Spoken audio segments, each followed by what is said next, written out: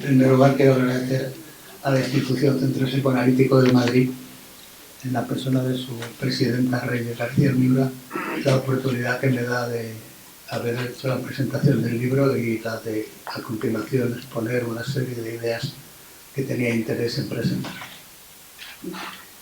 Me van a permitir que antes de comenzar, bueno, quiero agradecer también a Ana, por supuesto, la presentación que ha hecho, que ya habrán visto que está condicionada por los afectos, probablemente más que por la razón. Pero bueno, en cualquier caso, muy agradecido. Me van a permitir que antes de empezar inicie con una nota meteorológica. Se trata de nuestro querido compañero Carlos de la Era.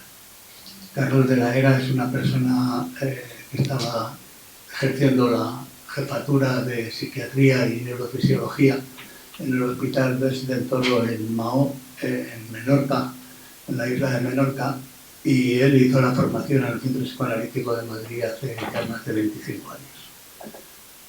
Lo que comenzó siendo una relación alumno-maestro se prolongó después porque mis veraneos en Menorca hacía que nos viésemos por lo menos una vez al año y nos juntásemos, a veces esporádicamente, a veces porque quedábamos en Mahó, en el Senado, donde él tenía casa y barco.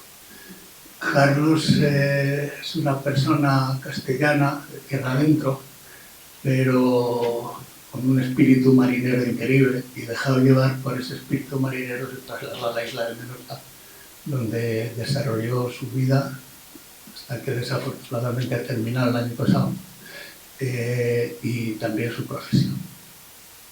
Bien, deseo a Carlos que la tierra le sea libre y quiero dedicar un poco esta presentación porque la he hecho cuando tuve noticia más o menos de su muerte.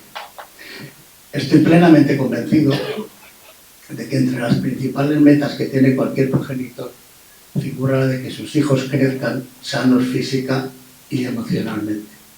Pero eso no me impide pensar, cuando contemplo determinadas situaciones y comportamientos que tenemos los adultos con los menores, y también a la inversa, que no todas las influencias que tenemos sobre nuestros hijos resultan positivas para su desarrollo emocional. En el desarrollo emocional de un menor hay dos factores que merecen destacar por su importancia: la educación y la enseñanza. Ambas son pilares fundamentales para que nuestros hijos consigan una capacitación en todos los aspectos de su vida, tanto en lo referente a los afectos como en el mundo laboral y en sus relaciones sociales e íntimas. Pero ninguno de los dos factores son, ni mucho menos, tareas fáciles de llevar a cabo, y es precisamente debido a su dificultad por lo que necesitan un buen conocimiento de su funcionalidad. Sobre esa labor que los adultos desarrollan en diferentes niveles, ya sean de progenitores, maestros, psicoterapeutas, pivota mi libro Educación, Desarrollo y Psicoterapia, que Ana ha tenido el gusto de presentar y para mí el honor de hacerlo.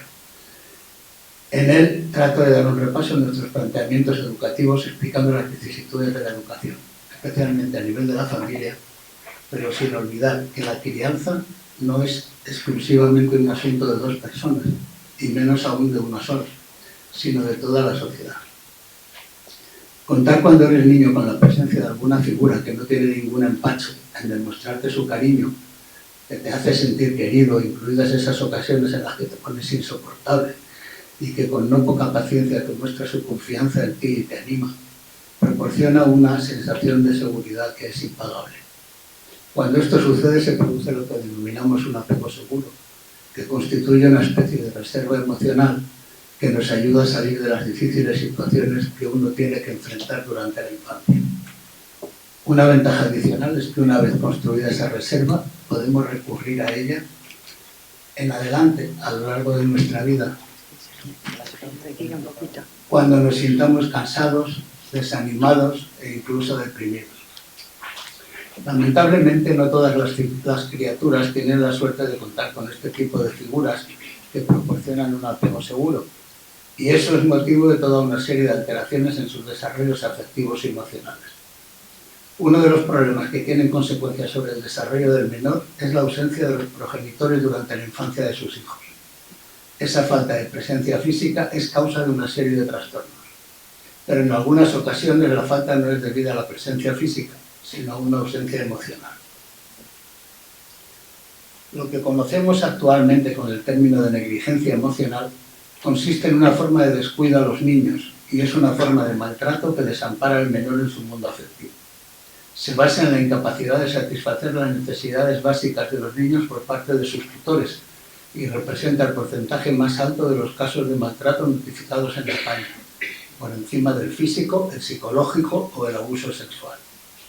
Las consecuencias de esa negligencia emocional es que no se llegan a establecer unos adecuados lazos afectivos, por lo que provoca en los menores unos efectos que son inversos a los de la inteligencia emocional. En cualquiera de los casos en que se presente la negligencia emocional o escasa presencia física, esta influye en el niño de diferentes maneras, pero siempre ejerce una negativa influencia en su desarrollo afectivo, físico y mental, dejando en todos los casos una sensación de abandono. Se produce una especie de analfabetismo, como una ceguera que imposibilita comprender las sensaciones y sentimientos propios y ajenos. Nuestra compañera Lola Mondejar, en su libro, nos aporta dos ejemplos, Marcos y Lola, de una estructura lexitímica que presentan esa dificultad para trasladar a la representación simbólica, a la palabra, las emociones y los conflictos. Estamos acostumbrados a asociar la negligencia emocional a distintas formas de abandono o desidia que acarrean una desatención de las necesidades del niño, pero aunque resulte paradójico, también las situaciones de sobreprotección pueden generar problemas en el desarrollo madurativo y generar miedo e inseguridad. Parece entonces que lo que resulta perjudicial podría estar relacionado con lo excesivo, con los extremos. Ya el cónsul romano Fronto, que era asesor del emperador Marco Aurelio, nos advertía sobre ello. Es malo tener un emperador que no permite hacer nada, pero es peor tener uno cuyo gobierno roza la permisividad más absoluta. Mi generación fue criada en la cultura de la represión con un emperador que no nos permitía hacer casi nada y los alumnos podíamos darnos con un canto en los dientes y nuestros progenitores aparecían por la escuela una vez al año, a la vez que sufríamos los rigores de unos progenitores que nunca jugaban con sus criaturas. Ello fue generador de toda una serie de problemas. Ahora no hay trabajador o profesional que no mueva citas y reuniones, cambie turnos o gaste días de asuntos propios con el objeto de ver a sus hijos cantando o actuando, a la vez que les aplauden con entusiasmo. Eso es realmente estupendo y la verdad es que a mí me da muchísima envidia. Pero también es verdad que en la generación actual algunos progenitores, y más especialmente las madres, tienen que serlo y hacerlo todo por y para sus hijos, como si no tuviesen trabajo ni vida más allá de cuidar los frutos de su proceso reproductivo. En los años 70, esas madres empezaron a recurrir a expertos, ya fuese en el terreno de la lactancia, de la alimentación, del sueño, del juego y también de la crianza y la educación. Ahora sus conocimientos se han democratizado a través de las redes sociales y han generado una red de influencers que exhiben sus respectivos modelos de crianza. Este sistema actual de crianza, escuela, familia, gurús, funciona como si todos los hijos fueran únicos y nacieran con el derecho a disponer de atención y cuidados exclusivos. No nos debe extrañar entonces que esos niños crezcan sintiéndose siempre muy especiales, muy distintos a los demás, seres únicos que merecen tener todas las necesidades cubiertas, no solo las reales, sino también las inventadas. Así es desde la primera fiesta de cumpleaños, cuando la criatura no sabe ni andar, que suele enseguida después de la fiesta de otoño, conciertos varios, función de Navidad, desfile de carnaval, fiesta de primavera, semana blanca, semana cultural, demostración de judo, de curso de natación, escuela de verano, hasta las escuelas de graduación. Unas ceremonias de graduación que se celebran en las guarderías. La realidad es que nuestros menores parecen gobernados por emperadores excesivamente permisivos y los acostumbramos desde muy temprano a situaciones que son debidas tanto a verdaderas necesidades de ellos como a las procedentes de nosotros mismos. Todo eso puede abocar a una situación en la que finalmente nos encontramos con unos pobres progenitores que están sobreexigidos, a los que se unen unos no pobres menos niños que están criados con sobredosis de atenciones y que más que atendidos se pueden sentir bastante asfixiados con esa malentendida parentalidad social, total. Puede que en parte esto suceda porque tenemos demasiado miedo a la posibilidad de que los niños se frustren, pero es un miedo infundado porque la realidad es que la frustración, si está bien administrada, puede resultar muy beneficiosa. Es cuando está mal gestionada, cuando puede producir adultos infelices que son capaces de relacionarse con normalidad. Si los traumas ocasionados por el agente externo de la represión intervinieran en los mecanismos de las neurosis, una permisividad excesiva parece que pudiera estar detrás de los trastornos de personalidad en sus diferentes modalidades, especialmente las estructuras borderline y esquizoides, que serían los trastornos dominantes en la actualidad.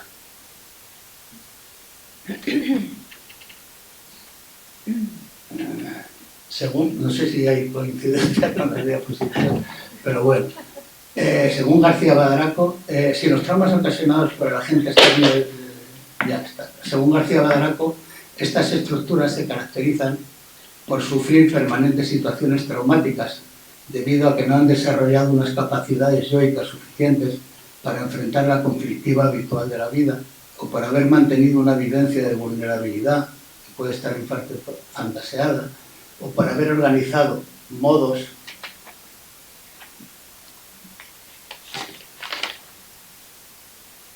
de funcionamiento mental que les permitan negar o contrarrestar las posibles situaciones traumáticas, lo que les lleva a restringir el contacto con el mundo externo e interno. Cuando la realidad externa proporciona una frustración que está mal gestionada, ya sea por no plantear los necesarios límites o porque estos por alguna razón no resulten aceptables, no consigue equilibrar el predominio del primitivo ideal del yo, permaneciendo entonces un núcleo del narcisismo primario sin transformar, que da lugar desde personas ilusas sin verdadera ilusión, hasta los trastornos narcisistas de la personalidad. Se trata entonces de una deficitaria estructuración en la arquitectura de la personalidad que deja al individuo inerme en situaciones habituales de la existencia. El psiquismo funciona entonces como un organismo hipersensible al que las agresiones externas son vividas de forma parecida como sucede en las reacciones de hipersensibilidad de las alergias, las llamadas reacciones anafilácticas, que son respuestas inadecuadas del sistema inmunitario, en este caso el yo, a sustancias, en este caso frustraciones y traumas, que en condiciones normales son inofensivas y no provocarían esa respuesta inmunitaria en las demás personas. ¿Qué podemos hacer los psicoterapeutas ante estos casos? En primer lugar, preguntarnos qué mosca le ha picado a nuestro paciente, pero también y sobre todo qué ha pasado en su persona para que ese o esos picotazos lo hayan dejado tan mosqueado. En tanto educadores e investigadores, todo psicoterapeuta tiene algo de ambas cosas. Debemos de investigar los traumas, sí. Debemos de investigar los traumas, pero es muy importante que nuestras pesquisas las efectuemos con mucho cuidado, evitando causar un trauma supletorio a quienes nos consultan.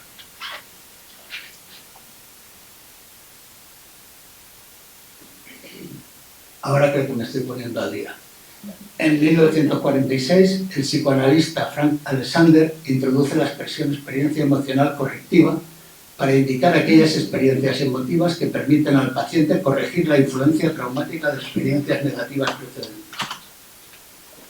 Según ese principio, el paciente, para ser ayudado, debe tener experiencias emocionales concretas que le permitan reparar la influencia traumática de experiencias negativas anteriores.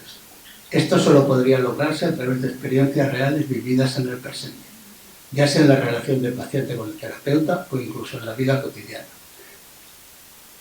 La condición es que siempre esa relación tenga la capacidad de reparar el efecto de las pasadas. Menos en el nombre, yo prefiero llamarla correctora en lugar de correctiva, con los ecos que por lo menos para mí tiene, de correccionar la palabra. En lo demás estoy muy de acuerdo con el concepto de Alexander. Desde el año 1979, en que partiendo del modelo psicoanalítico, Bourdain nos propuso el concepto de alianza terapéutica como un elemento indispensable en psicoterapia, Dicho concepto se convirtió en algo común a todos los modelos teóricos y a las técnicas asociadas a los mismos, que no consideran un elemento esencial en la psicoterapia. Tanto que algunos autores llegan a afirmar que es la relación lo que cura. Esta labor de alianza, de crear lazos que se construyen cotidianamente a través de silencios elocuentes, de pequeños gestos, de acciones simples a lo largo del proceso terapéutico, es necesario realizarla si queremos que la relación sea terapéutica. Es decir, que no solo no sea tóxica, no olvidemos lo del primum non nocere, sino también y fundamentalmente desintoxicadora.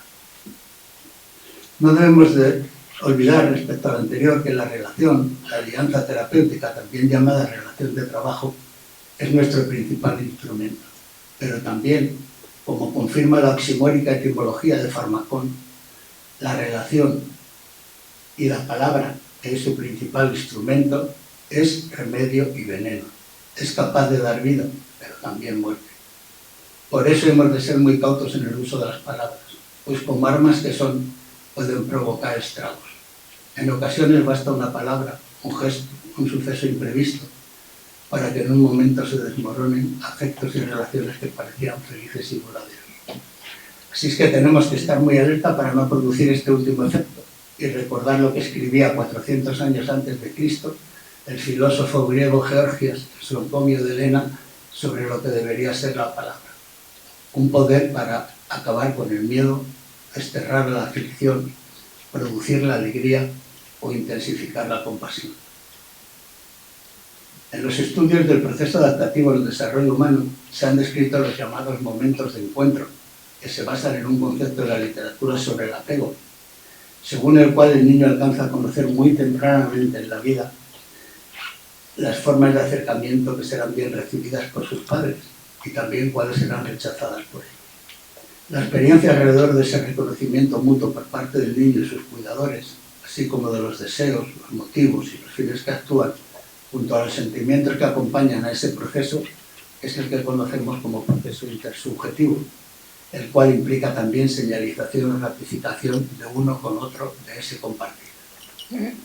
Ese reconocimiento, que es el que alcanza el paciente acerca de su modo de ser con otros, se logra en la relación analítica a través de momentos intersubjetivos que ocurren entre analista y paciente y que tienen capacidad para crear nuevas organizaciones y reorganizar la relación entre los interactuantes. Esos momentos de tratamiento alcanzan una gran importancia, pues son ellos los que llegan a influir decisivamente en el proceso del tratamiento, permitiendo que el paciente pueda ir avanzando sin tener que sentirse perdido, abandonado o incapaz de cambiar.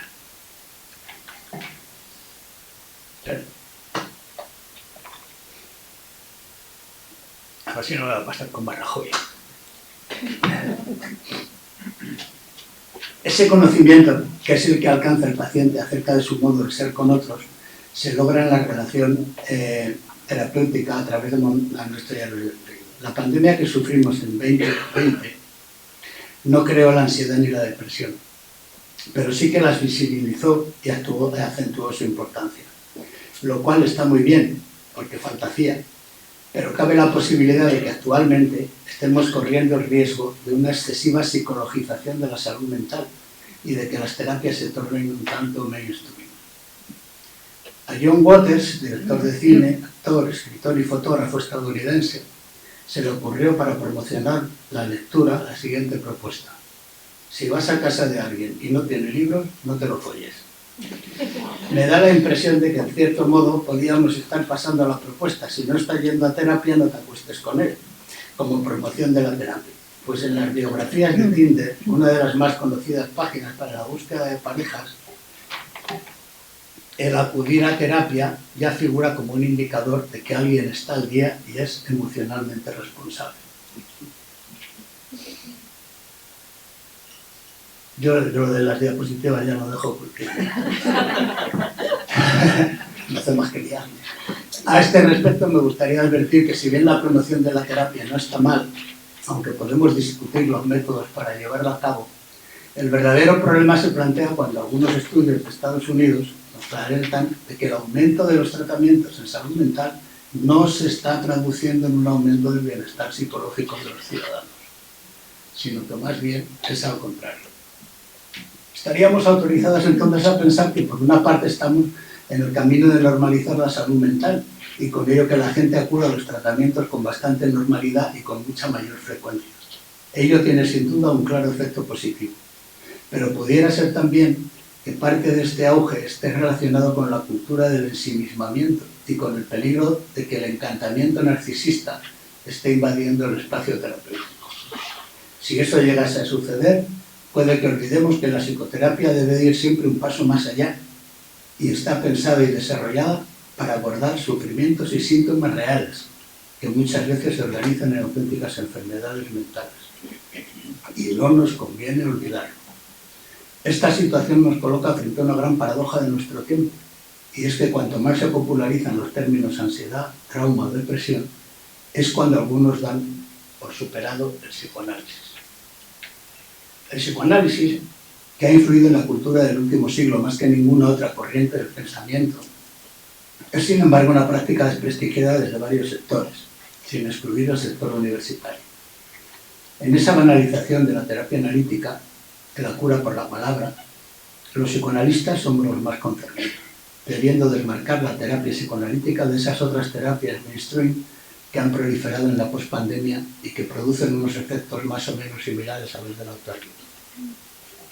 En estas últimas, la mayoría de las veces no se tratan las cuestiones fundamentales, mientras que en las psicoanalíticas apelamos a los traumas infantiles y defendemos la existencia de un montón de factores inconscientes que no controlamos. Y esa es la razón de que para tratar de una forma adecuada a quienes nos consultan, debamos de cortar un traje que sea ajustado a la medida. Traje que vamos a confeccionar con los datos biográficos, especialmente con los referidos a la infancia. Y en ese proceso de confección, a diferencia de otras terapias, no cabe el prêt-à-porter. Entonces, esas terapias que están por todas partes son precisamente las más inofensivas para el sistema y las menos útiles para profundizar en los problemas de los pacientes. Hemos de responder que muy probablemente así es, porque lo que consiguen es, en el mejor de los casos, que se ajuste la persona para que siga produciendo. Pero no tienen efecto alguno para cambiar el sistema porque no se propone un análisis de la realidad. En este sentido, la realidad contiene un valor fundamental como agente de cambio terapéutico y por esa razón debemos transmitirla sin necesidad de suavizarla en exceso, pero tampoco acompañándola de tonos de acusación, reproches o juicios valorativos, sino con la mayor naturalidad posible.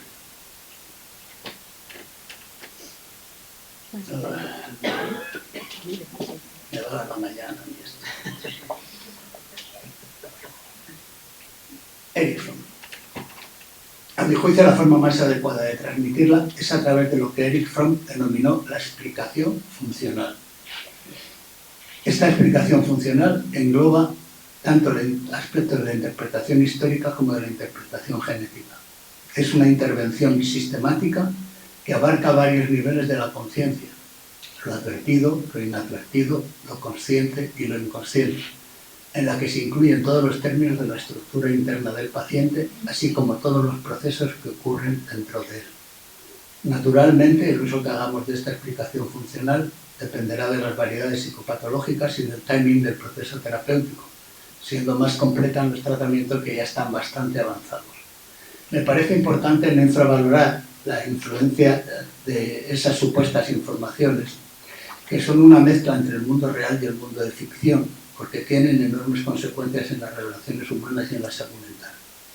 Mira, esas teorías de las redes y que muchas veces están alentadas también por el discurso de algunos políticos muy relevantes, me parece algo terrorífico.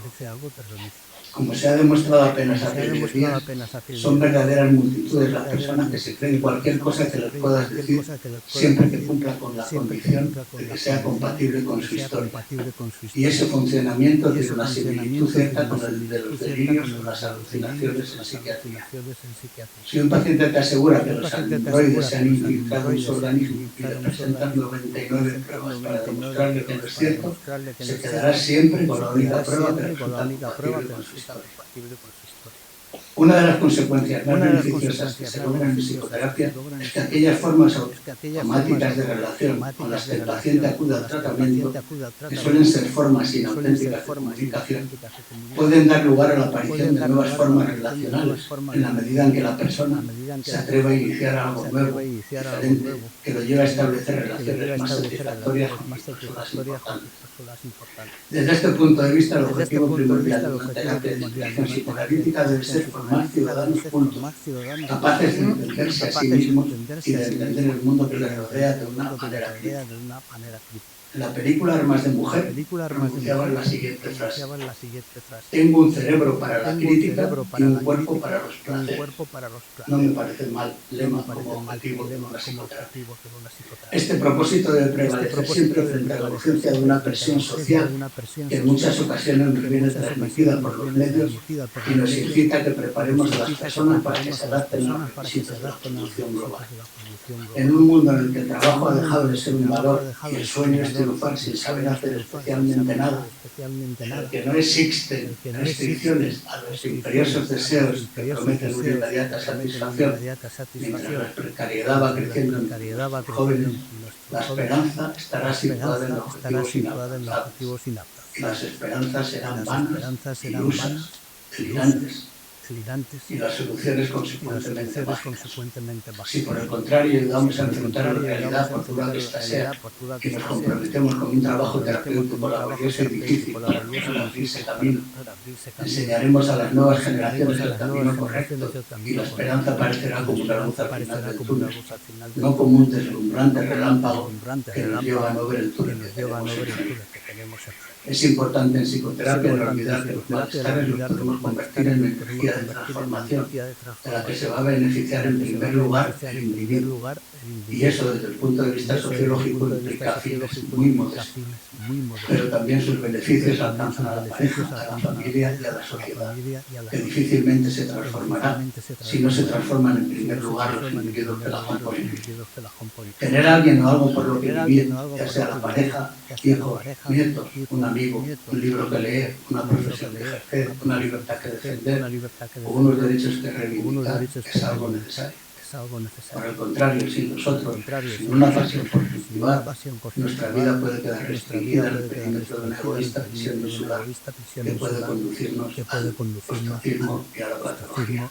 Nada más, muchas gracias.